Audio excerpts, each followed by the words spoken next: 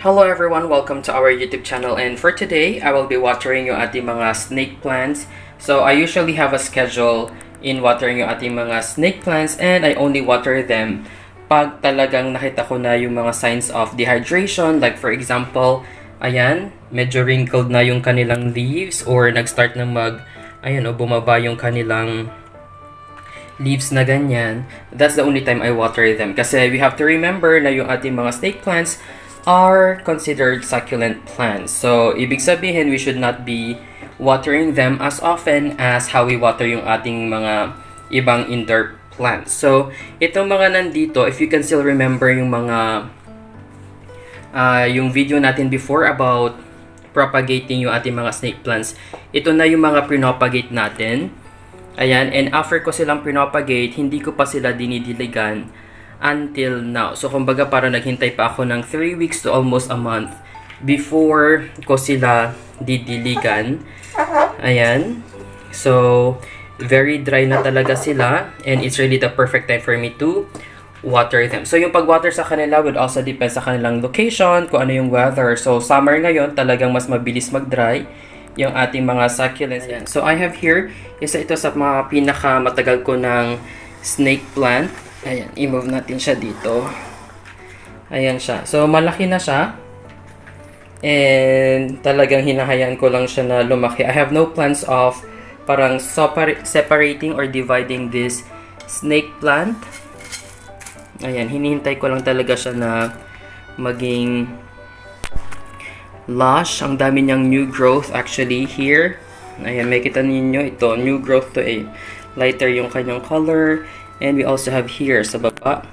Ayan yung kanyang mga new growth. So, before tayo mag-water sa kanila, we have to make sure na talagang tuyo or completely nang natuyo yung kanilang soil. So, as you can see here, ayan, may kita ko pa.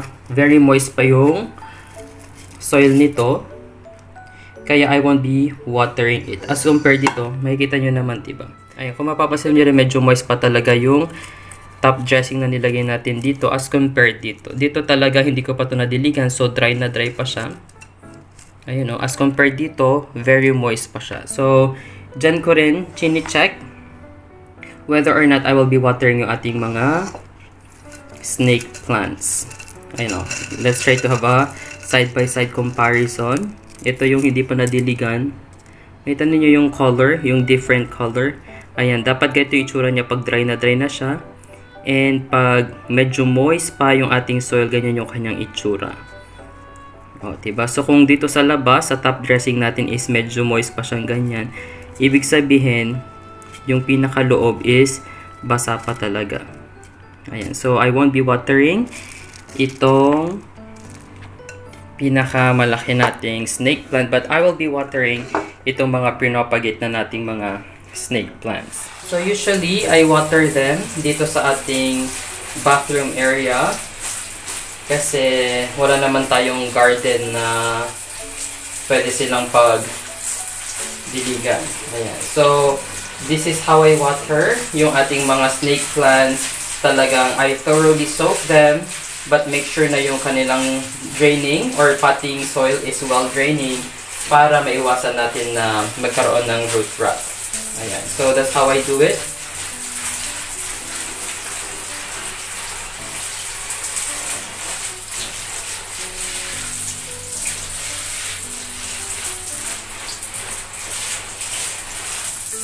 And when I water itong ating mga snake plants, kumbaga light pressure lang yung ginagamit natin kasi as you know, I am using clay pebbles, yung brown na yan as their top dressing, and that's very lightweight. At kung masyadong malakas yung pressure, talagang baka pati yung mga clay pebbles natin is ma-wash out. Kaya saktong pressure lang yung ginagamit natin when watering our snake plants.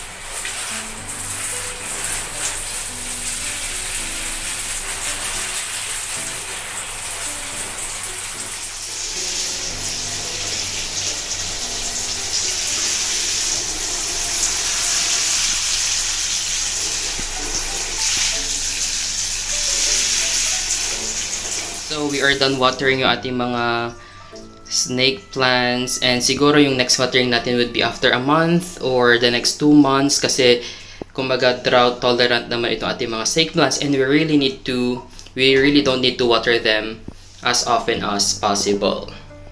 Ayan, so yan lang yung ating pinaka tip for today. Thank you guys for watching. Don't forget to like and subscribe to our YouTube channel. You may also visit our Facebook page at Desert Succulent PH.